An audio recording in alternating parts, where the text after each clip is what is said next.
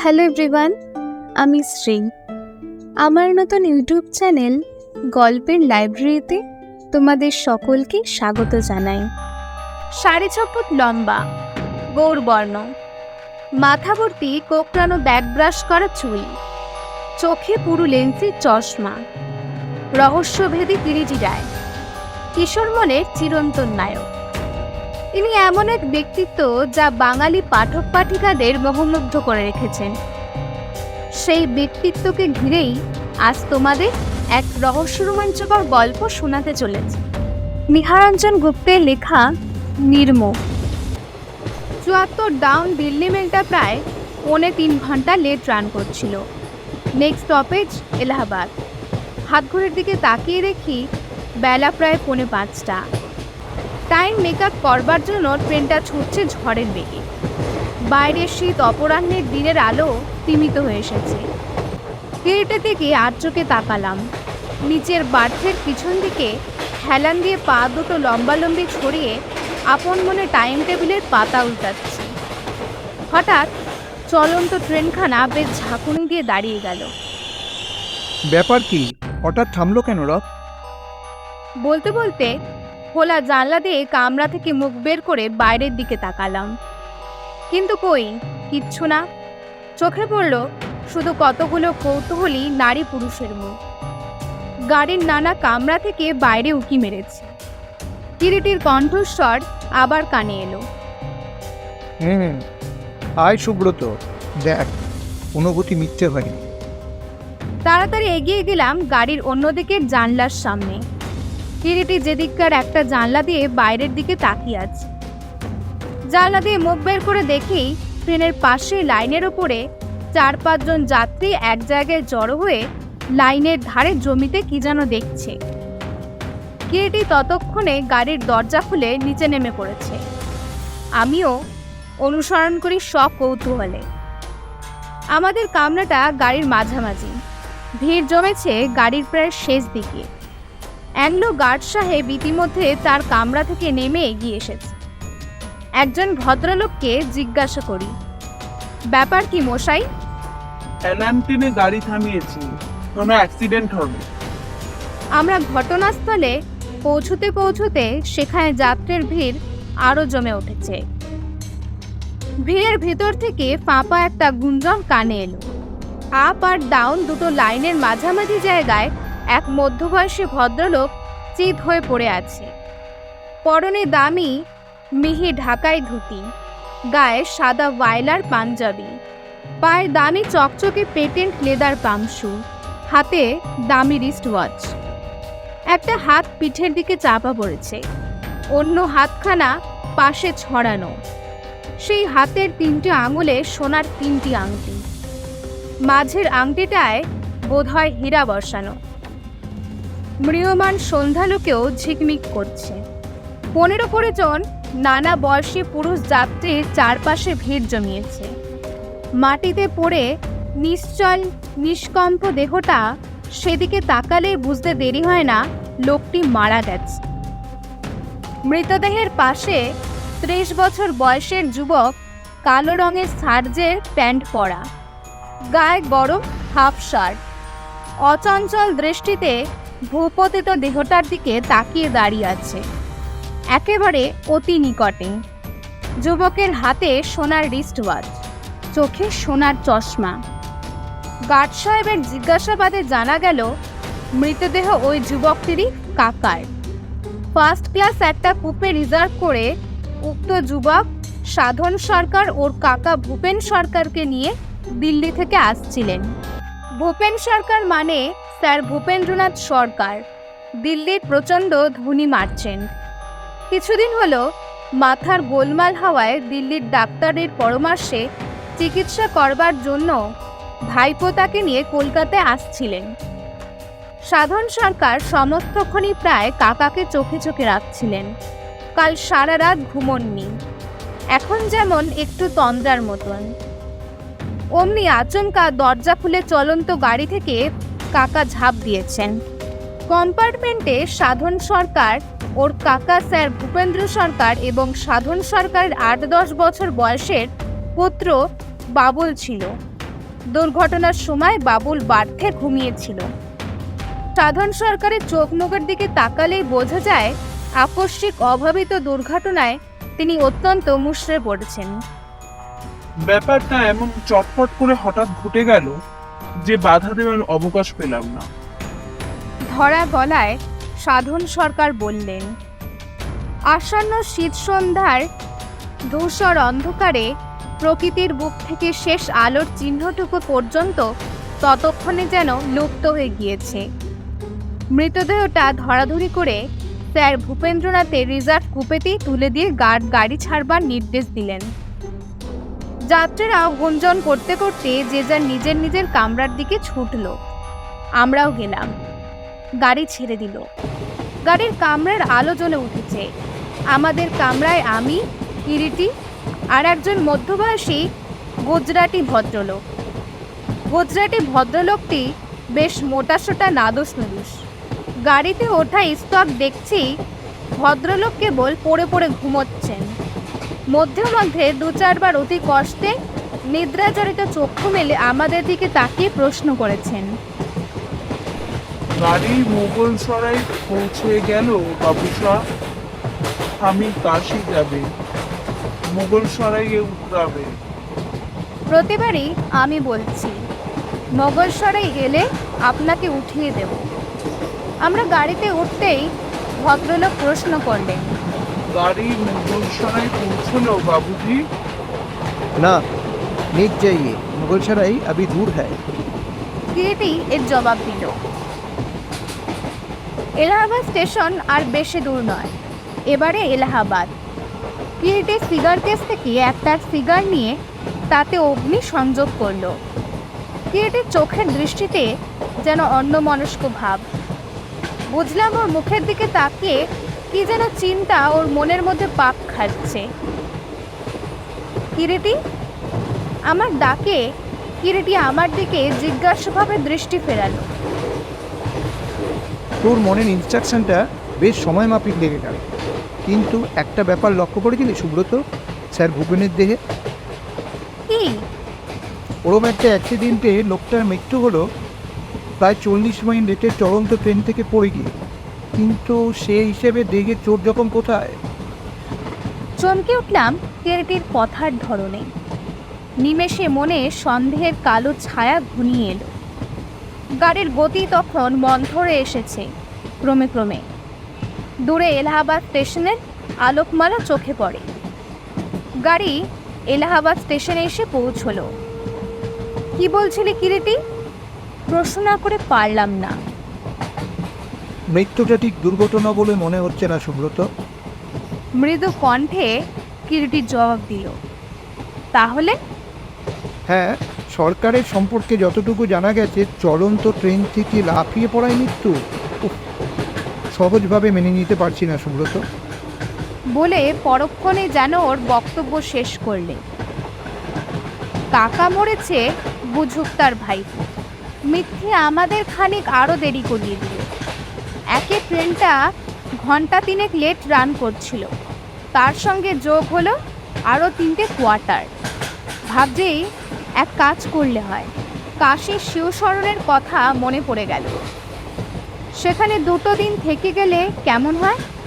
হাতেও এমন কোনো কাজ নেই যে কালকেই কলকাতা ফিরতে হবে, তবে সেই ভালো।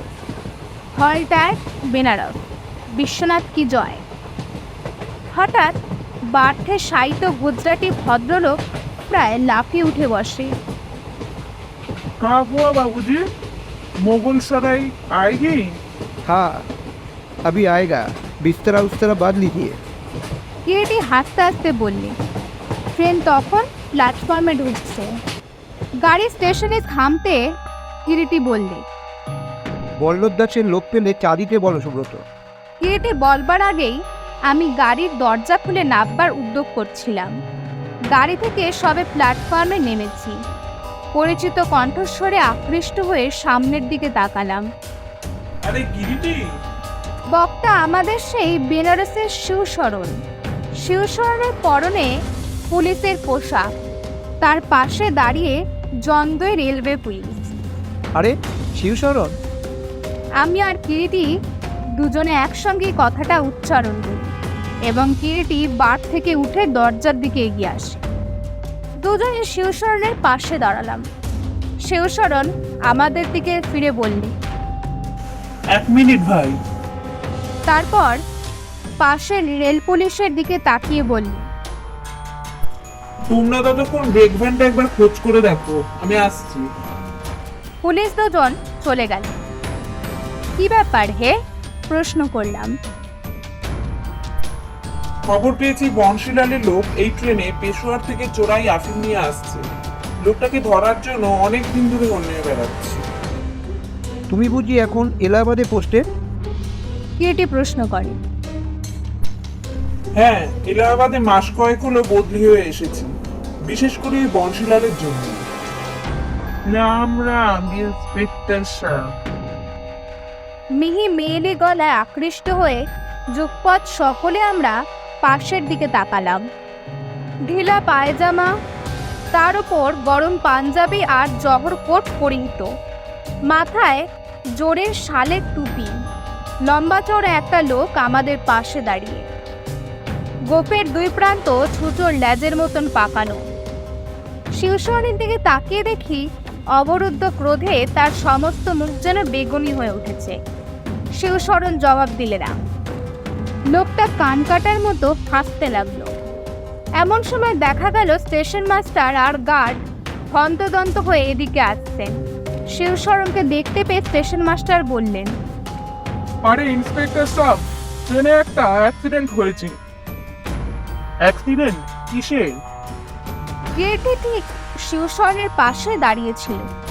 চাপা গলায় শিবশরণকে বললেন, অ্যাক্সিডেন্ট নয়, খুন। চমকে শিবশরণ আর আমি দুজনে কিরিটির মুখের দিকে তাকাই। শিবশরণ অত্যন্ত বুদ্ধিমান।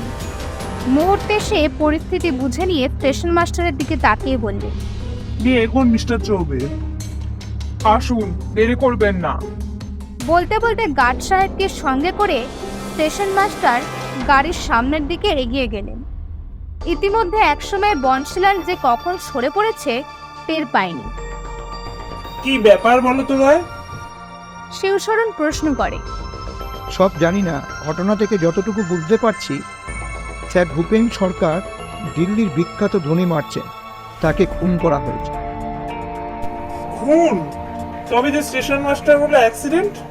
না, অ্যাক্সিডেন্ট নয়, খুন করে তাকে চলন্ত ট্রেনের কামরা থেকে ফেলে দেওয়া হয়েছে, যাতে মনে হবে যে ভদ্রলোক মস্তিষ্ক বিকৃতিতে ভুগছিলেন, তাই আত্মহত্যা করেছেন মস্তিষ্ক বিকৃতির ফলে। বলো কি? হ্যাঁ, এখন বাকি যা তা তোমার করণীয়।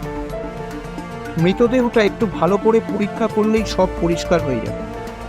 আমি ভেবেছিলাম তুমি কাশিতে আছো, তাই তোমার কাছে যাচ্ছিলাম। আনন্দে শিবশরণ বলে, তাই নাকি? তবে মালপত্র নামাও। বলতে বলতে নিজে কুলি রেখে আমাদের মালপত্র নামিয়ে ফেলল। ইতিমধ্যে সে রেলওয়ে পুলিশ দুজন ফিরে এসেছিল। তারা এসে রিপোর্ট দিল, ব্রেক ভ্যান তন্ন তন্ন করে খুঁজেও সন্দেহ করবার মতো কিচ্ছু মেলেনি। স্টেশন মাস্টারের গার্ড সাহেব কূপের মধ্যে মৃতদেহের সামনে দাঁড়িয়েছিলেন শিবশরণের প্রতীক্ষায়। গাড়ির কূপের খোলা দরজার সামনে এগিয়ে যেতে দেখেই স্টেশন মাস্টার পিয়ারিলাল বারেকের জন্য আমার আর কিরিটির মুখের দিকে তাকিয়ে ভ্রুকুঞ্চিত করে প্রশ্ন করেন, আপনারা এখানে কি চান? শিবশরণ বুঝলো কূপের মধ্যে প্রবেশ করতে করতে সে বললে, ওরা আমার লোক পিয়ারিলাল, আমার সঙ্গে এসেছে। গার্ড সাহেব তার মণিবন্ধের ঘোরের দিকে তাকিয়ে বললেন, আর দেরি করা যায় না, একে গাড়ি 3 ঘন্টার উপর লেট রান করছে। দেহটা নামিয়ে নেওয়ার ব্যবস্থা করুন। গাড়ি থেকে দেহ নামাবার ব্যবস্থা করতে নেমে গেলেন পিয়ারিলাল। আপনার নাম জানতে পারি? গার্ডকে জিজ্ঞাসা করলো শিবশরণ। আলফ্রেড চ্যাটার্জি। গার্ড সাহেব নেটিভ খ্রিস্টান।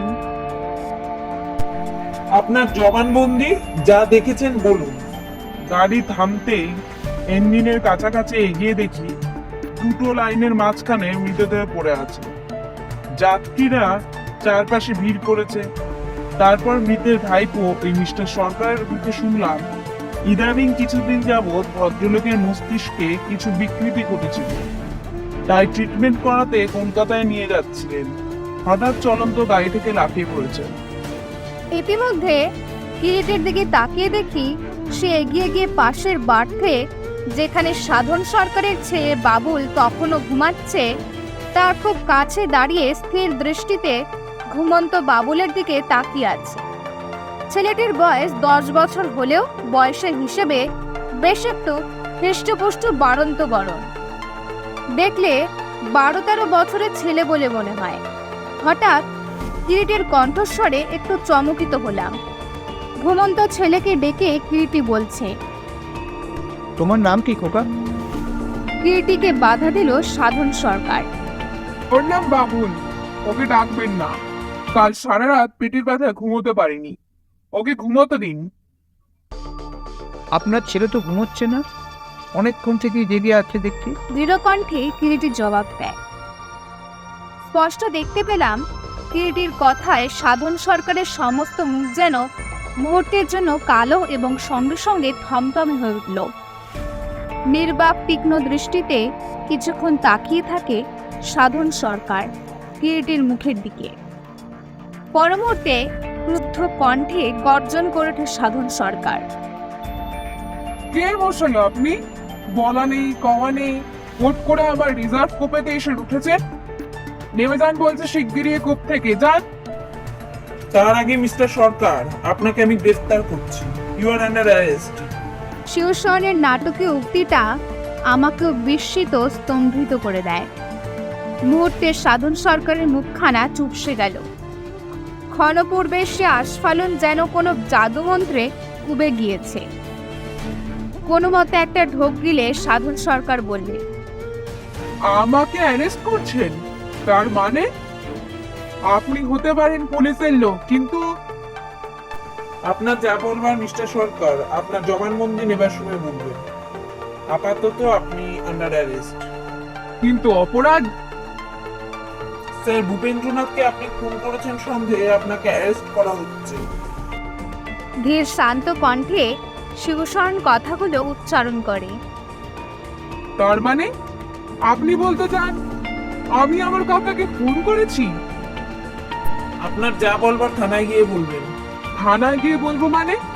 আমার কাকা গাড়ি থেকে লাফিয়ে পড়ে মারা গেছেন, অ্যান অ্যাক্সিডেন্ট, সেটা প্রমাণ সাপেক্ষ।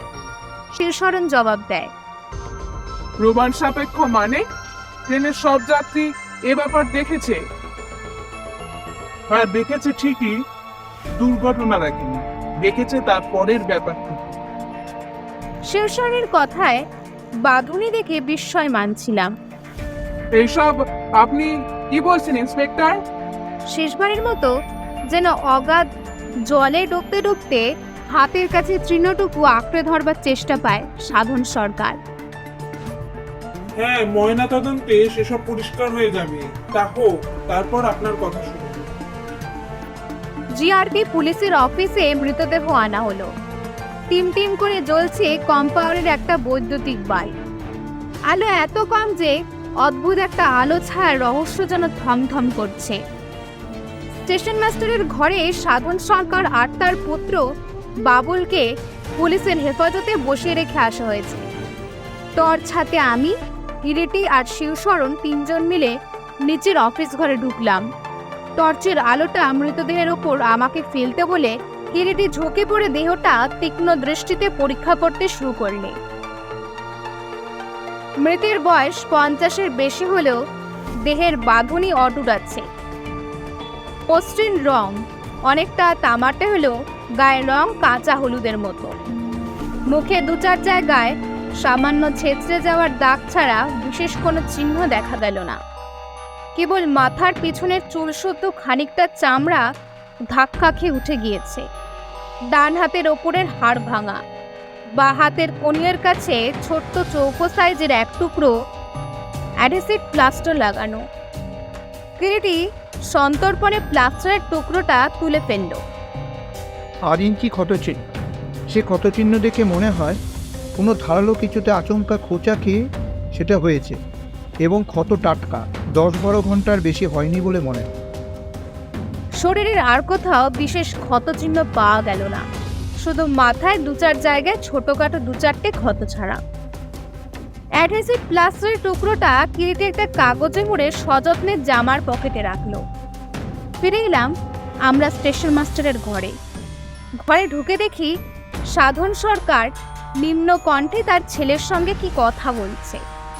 আমাদের ঘরে ঢোকার সঙ্গে সঙ্গে সাধন সরকার চুপ হয়ে গেল এবং সোজা হয়ে বসল। ঘরের একপাশে সরকারের বেডিং দুটো বাঁধা, দুটো বড় বড় চামড়ার সুটকেস এবং একটা অ্যাটাচি কেস। সাধন সরকারই প্রথমে শিবশরণকে সম্বোধন করে কথা বললেন। ইন্সপেক্টর, আপনার সত্যই ধারণা আমার কাকার মৃত্যু অ্যাক্সিডেন্ট নয়? আপনার প্রশ্নের জবাব মৃতদেহের ময়না তদন্ত হলেই পাবেন। সেজন্য কালকের দিনটা আপনাকে অপেক্ষা করতে হবে। শেষের দিকে শিবশরণের কথা যেন একটা চাপা ক্লেশ।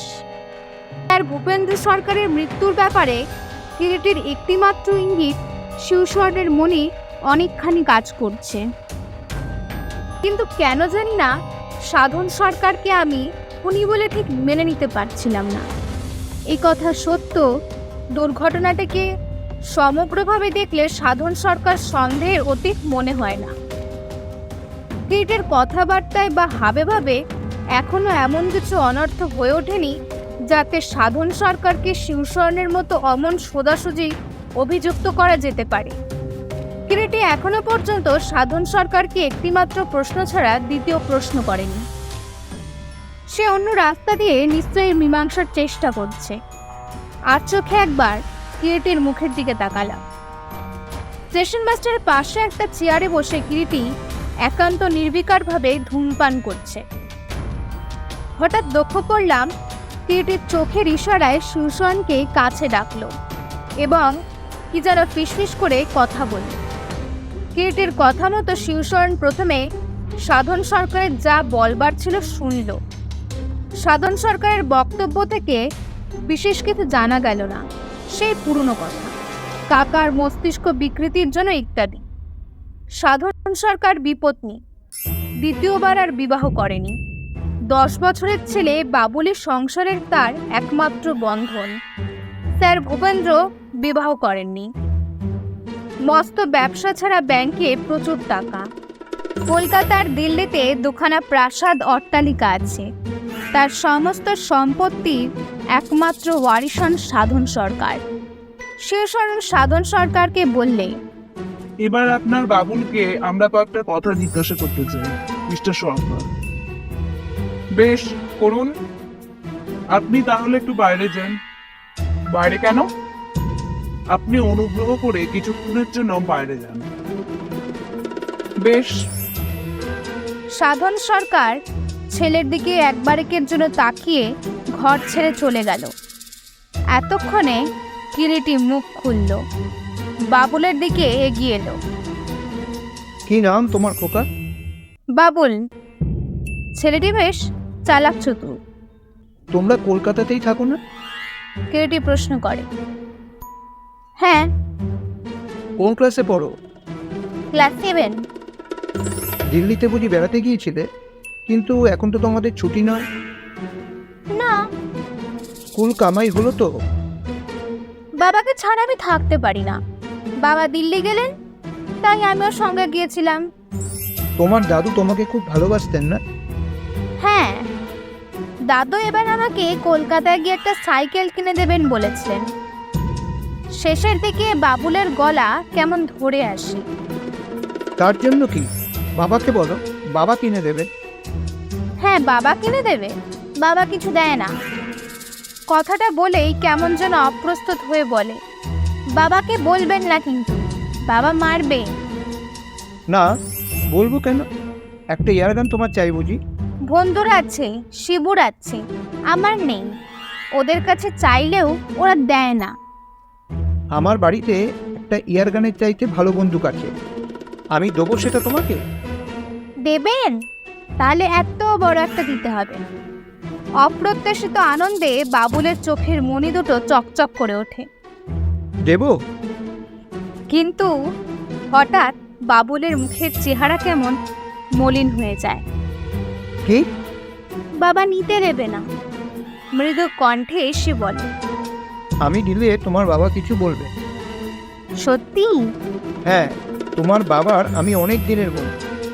তবে বাবা ও কথা বললেন কেন? কি কথা? না, আমি বলবো না। ভয় যেন কেমন সংকুচিত হয় বাবু। বলোই না। কিরিটি সস্নেহ কণ্ঠে সাহস দেয়। না, বাবা বকবে। কিছু ভয় নেই তোমার, বলো।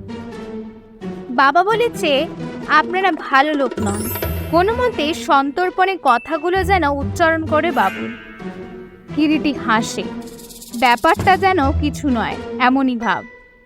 তারপর হঠাৎ এক সময় আবার প্রশ্ন করে। আচ্ছা, আরেকটা কথা জবাব দাও তো।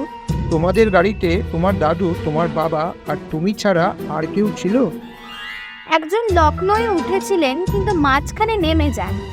কেন, তুমি তাকে নামতে দেখোনি গাড়ি থেকে? না, তার গাড়িতে উঠবার কিছুক্ষণ পরে আমি ঘুমিয়ে পড়ি। ঘুম ভেঙে তাকে আর আমি দেখিনি। কতক্ষণ ঘুমিয়েছিলে? অনেকক্ষণ। যে লোকটা তোমাদের গাড়িতে উঠেছিল তার গায়ে লাল রঙের আলোয়ান ছিল? হ্যাঁ। তাকে দেখলে চিনতে পারো? তিনি মেয়ে মানুষ, আলোয়ানে মুখ ঢাকা ছিল। তোমাদের রিজার্ভ করা গাড়িতে তোমার বাবা তাকে উঠতে দিলেন? নেমে যেতে বলেননি? না। তোমার দাদুও কিছু বললেন না? দাদু তখন ঘুমাচ্ছিলেন। তুমি বুঝি সেই মেয়ে লোকটি গাড়িতে ওঠার পর ঘুমিয়ে পড়ো? হ্যাঁ, বাবা আমাকে ফ্লাক্স থেকে এক গ্লাস দুধ ঢেলে দিলে সেটা খেয়ে শুয়ে পড়তে বললে। আমি দুধ খেয়ে শুয়ে পড়ি। সেই মেয়ে লোকটি তোমার বাবার সঙ্গে কথা বলেছিল? না, মুখ ফিরিয়ে বসেছিল, কথা বলেনি। তোমার ঘুম ভেঙেছিল কখন?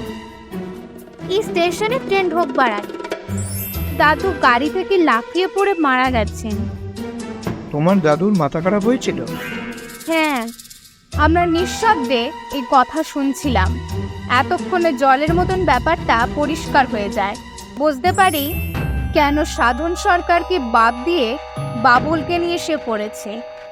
কিন্তু কে সেই লাল আলোয়ান ঢাকা মহিলা? রহস্যজনকভাবে গাড়িতে উঠে রহস্যজনকভাবেই অদৃশ্য হলেন মধ্যপথে। শিবশরণের ইচ্ছা ছিল সাধন সরকারকে আটকাবার, কিন্তু কিরিটির মুখের দিকে চেয়ে তা সে করল না। শিবশরণ কিরিটিকে বললে, ওদের আর নজরবন্দি করে রাখার প্রয়োজন নেই। শিবশরণ সাধন সরকারকে ছেড়ে দিয়ে। কিন্তু আশ্চর্য হলাম যখন দেখলাম সাধন সরকার পরের ট্রেনে কলকাতায় না গিয়ে একটা টাঙায় মালপত্র চাপিয়ে ওখানকার হোটেলের সন্ধানে গেল। শিবশরণের বাসা স্টেশনের কাছে। ঠিক হলো দিন 2 তার ওখানে থেকে আমরা ফিরব। রাত প্রায় 10টা। আমি, কিরিটি ও শিবশরণ তার বাসায় বাইরের ঘরে বসে গল্প করছি। পশ্চিমের প্রচণ্ড শীতে জমে যাবার জোগাড়। এমন সময় সাদা পোশাক পরা এক পুলিশ অফিসার এলেন। CID police. কি খবর মতি? শিবশরণ প্রশ্ন করে। প্যালেস হোটেলেই ভদ্রলোক গিয়ে ওঠে। এতক্ষণ তার সেই ঘরের দিকে আমি নজর রেখেছিলাম। মিনিট 15 হলো দাড়ি গোকওয়ালা এক মুসলমান টাঙা করে হোটেলের সামনে এসে সাধনবাবু খোঁজ করছেন শুনে খবর দিতে এসেছে। মতির কথা শুনে কিরিটি যেন ইলেকট্রিক শক খাওয়ার মতো লাফিয়ে সোজা হয়ে দাঁড়ায়। আর 1 মিনিট দেরি নয়, এখনই আমাদের হোটেলে যেতে হবে। 10 মিনিটের মধ্যে টাঙায় চেপে প্যালেস হোটেল এলাম। কনকনে শীতের রাত, এর মধ্যে চারিদিক যেন নিঃসার হয়ে এসেছে। হোটেলে কেউ জেগে আছে বলে মনে হয় না। 13 নম্বর ঘর। ম্যানেজার শঙ্কর প্রসাদ চললেন আমাদের ঘর দেখিয়ে দিতে। আমি, কিরিটি আর ইউনিফর্ম পরা শিবশরণ। শিবশরণের নির্দেশে ম্যানেজার বন্ধ ঘরের দরজায় নক করলেন। ভেতর থেকে গম্ভীর কণ্ঠে প্রশ্ন, কে? আমি ম্যানেজার, দরজাটা খুলুন একবার, দরকার আছে। দাঁড়ান, খুলছি। মিনিট কয়েক বাদে দরজা খুলতেই একটা দমকা ঝোড়ো হওয়ার মতো হুড়মুড় করে প্রথমে শিবশরণ, তার পিছনে কিরুটি আর তার পিছনে ম্যানেজার ঘরের মধ্যে ঢুকে পড়লাম। শিবশরণের হাতে উদ্যত পিস্তল। ঘটনাটা এমন চকিতে ঘটল যে ঘরের মধ্যে সাধন সরকার আর মুসলমান ভদ্রলোকটি হকচকিয়ে যায়। মুসলমান ভদ্রলোকটির হাতে একটা কালো রঙের ব্যাগ, গায়ে একটা লাল রঙের আলোয়ান এবং চোখে কালো রঙের চশমা। এসবের মানে কি ইন্সপেক্টর? রুক্ষ কঠিন কণ্ঠে প্রশ্ন করে সাধন সরকার। জবাব দিল কিরিটি। স্যার, ভূপেন্দ্র সরকারকে খুন করার চার্জে আপনাকে আর আপনার ওই চশমাধারী বন্ধুটিকে গ্রেপ্তার করতে উনি এসেছেন। আর চোখে তাকিয়ে দেখি চশমাধারী দাড়িওয়ালা ভদ্রলোকটি ব্যাগ হাতে ঘর থেকে সরে পড়বার মতলব করছেন। কিরিটির নজরে এড়ায়নি, বলে, বৃথা চেষ্টা, লাভ হবে না। তোমাকে হাতে নাতে ধরবো বলেই সাধনবাবুকে ছেড়ে দিয়ে এই ফাঁদ পেতেছিলাম মিয়া স্যার। এলাহাবাদ স্টেশনে গাড়ি থামবার আগে জানলা দিয়ে প্ল্যাটফর্মের দিকে আমি তাকিয়েছিলাম। গাড়ি থেকে তোমাকে আমি নামতে দেখেছি। শুধু তাই নয়, মাঝপথে অ্যালার্ম চেন ট্রেনে গাড়ি থামাবার পর ভূপেন্দ্রনাথের দেহের সামনে ভিড়ের মধ্যে তোমাকে দেখেছি। সেখানে তোমার সম্বন্ধে কিছু মনে হয়। মারাত্মক ভুল তুমি করেছ। স্টেশনে প্ল্যাটফর্মে আমার সামনে এসে ইন্সপেক্টরের সঙ্গে দম্ভ করে তোমার কথা বলা। কিরিটি আমার মুখের দিকে তাকিয়ে মৃদু হেসে বললে, চিনতে পারছো না এই মহাত্মা শিবশরণ? আমার ওল্ড ফ্রেন্ড বনশীলাল। বনশীলাল? অনুমতে শিবশরণ কথাটা উচ্চারণ করে। হ্যাঁ, দাড়ি আর চশমা খুলে ফেললেই খোলস ছাড়া সাপকে চিনবে। চশমা আর দাড়িও নির্মম। স্যার, ভূপেন্দ্রনাথের গোপনে আফিমের ব্যবসা ছিল এদের সঙ্গে, আর এসব ব্যাপারে পরিণতি হয় আগের টাকা নিয়ে। এক্ষেত্রেও তাই। ভূপেন্দ্র সরকারকে খুন করেছে বনশীলাল সাধন সরকারের সাহায্যে। সাধন সরকারকে ছেড়ে না দিলে এত সহজে মীমাংসা হতো। ব্রেক ভ্যানে বেআইনি আফিম পুলিশ পায়নি, তার কারণ যে মালটা ছিল তার সাধন সরকারের কাছে। এর সন্দেহ কেন হলো জানো? বাবুলের কথায় রিজার্ভ করা কূপে বাইরের লোক এসে ওঠে কি করে? আমি বললাম, ঠিক বলেছ, এদিক দিয়ে আমরা জিনিসটা মোটে দেখিনি। স্যার, ভূপেনকে মৃত অবস্থায় চিৎ করে ফেলে দিয়েছিল। সেই জন্য তার মাথার খুলির পেছনটা থ্যাতলানো। ট্রেন থেকে লাফিয়ে পড়ে আত্মহত্যা করতে মানুষ উপর হয়ে লাভ দেয়। সেক্ষেত্রে নাক, মুখ, চোখ এসবে প্রচণ্ড আঘাতের চিহ্ন থাকতো, কিন্তু এতে সেসব কিচ্ছু ছিল না। হাতে যে অ্যাডহেসিভ প্লাস্টার দেখছো, খুব সম্ভব ওই পথে বিষ প্রয়োগ করেছে। তার আগে বাবুলের দুধের সঙ্গে ঘুমের ওষুধ দিয়ে তাকে ঘুম পড়ানো হয়েছে। কেমন, ঠিক তো? আর একটা কি জানো? সেটা হচ্ছে ভূপেন সরকারের রিস্ট ওয়াচের মেটাল ব্যান্ডটাতে লাল আলোয়ানের একটু পোষণ আটকেছে। কাজেই বাবুলের দেখা সেই স্ত্রীলোকটিকেও এর মধ্যে পাওয়া যায়। পাপ কখনো চাপা থাকে না, কোনোদিন থাকবেও না। তবু মানুষ উগ্র লোভে চুরি, বাটপাড়ি, খুন করতে ছাড়ে না। তাদের ধারণা তাদের চেয়ে বুদ্ধিমান পৃথিবীতে বুঝি আর কেউ নেই।